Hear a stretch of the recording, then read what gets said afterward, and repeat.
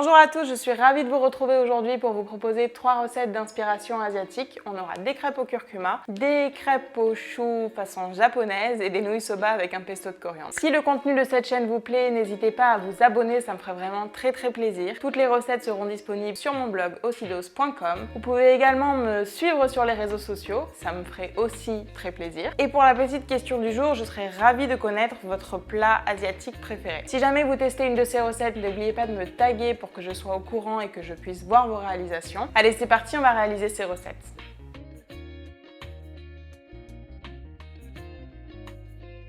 On va commencer par les crêpes à la japonaise. Ces petites crêpes au chou sont vraiment délicieuses, j'ai découvert ça il n'y a pas très longtemps et je ne m'en lasse pas. On va d'abord réaliser la pâte à crêpes, pour ça on aura besoin de farine de blé, de fécule de maïs, d'un œuf, d'eau, de gingembre moulu et de chou. On mélange tous les ingrédients sauf le chou, on laisse reposer 15 minutes et on peut venir enrober le chou de la pâte à crêpes. On vient ensuite préparer les sauces qui vont venir recouvrir les crêpes, pour ça moi j'ai choisi une sauce à base de miso et une sauce soja. Pour la sauce à base de soja, on mélange du soja, du citron et un petit peu d'huile de colza et on remue le tout.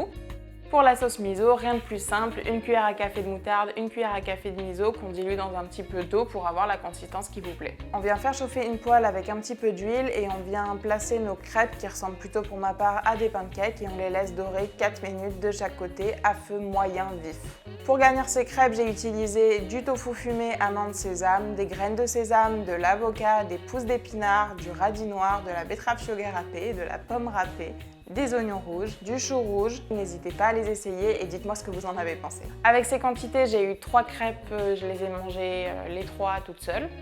C'était vraiment très bon et ça change un petit peu de ce qu'on a l'habitude de manger. Maintenant, on va venir réaliser nos nouilles soba avec le pesto de coriandre. Pour réaliser le pesto de coriandre, on aura besoin de noix de cajou, de coriandre, d'eau, d'huile d'olive, d'ail et de jus de citron. Rien de plus facile, on place tous les ingrédients dans un robot et on mixe jusqu'à avoir une consistance bien homogène et on peut réserver jusqu'au moment de servir. Pour garnir ce plat, moi j'ai choisi du chou noir de Toscane, du chou kale, des épinards, du tofu, du radis noir, du radis blanc japonais, des noix de cajou, de la coriandre, des champignons. Mais évidemment, n'hésitez pas à adapter avec les légumes que vous préférez. Pour réaliser ma poêlée de légumes, je viens faire revenir du tofu dans un petit peu d'huile d'olive. Quand il commence à dorer légèrement, je viens ajouter mes noix de cajou, ma sauce soja et mon gingembre. J'ajoute ensuite mon chou kale, mon chou de Toscane et les épinards. J'ai bien évidemment enlevé la nervure centrale du chou kale et du chou de Toscane pour faciliter la digestion encore une fois. Et je laisse revenir à couvert que la verdure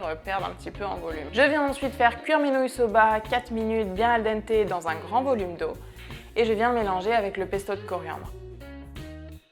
Je peux ensuite dresser mon assiette et je vous laisse vous régaler. Ce plat était vraiment délicieux, mais mangez-le tout de suite parce que les nouilles soba ont tendance à sécher très vite.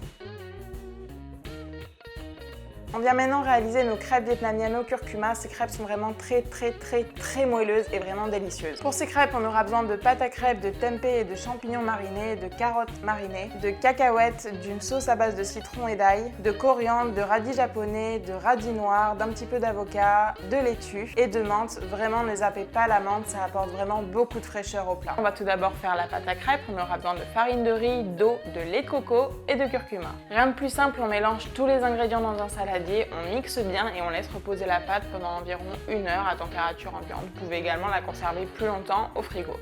Pour garnir ces crêpes au curcuma, moi j'ai décidé de préparer du tempeh mariné. J'adore vraiment le tempeh, ça change un petit peu du tofu et c'est également plus facile à digérer. On va préparer la marinade. Pour ça, on mélange de la sauce soja avec de la moutarde et de l'ail haché. On mélange le tout, on ajoute le tempeh et les champignons et on place au frigo pendant au moins 1 heure. Ensuite, je vais venir réaliser mes carottes. Pour ça, je vais les faire mariner dans un petit peu de vinaigre de riz et de sucre. Je vais également venir préparer la sauce qui va venir recouvrir mes crêpes et la garniture. Pour ça, j'aurai besoin de jus de citron, d'ail, de sauce soja et de vinaigre de riz. On va faire griller le tempeh. Pour ça, on place le tout sur une plaque de cuisson et on enfourne pendant environ 10 minutes dans un four préchauffé à 200 degrés. Une fois que la pâte à crêpes a bien reposé, on va pouvoir venir faire nos crêpes. Attention, cette pâte à crêpes est plutôt friable, du coup elles sont assez difficiles à faire et on va les cuire que d'une seule face. On prend donc une poêle qu'on fait bien chauffer, on peut rajouter un petit peu d'huile si jamais vous voulez être sûr que ça n'accroche pas. J'ajoute la pâte sur la poêle et je viens faire cuire environ 4-5 minutes jusqu'à ce que le dessus devienne un petit peu sec. Je transfère le tout dans une assiette et je vais pouvoir venir ajouter ma garniture. Ces crêpes étaient vraiment délicieuses, elles sont colorées, très moelleuses, je vous conseille vraiment de les essayer.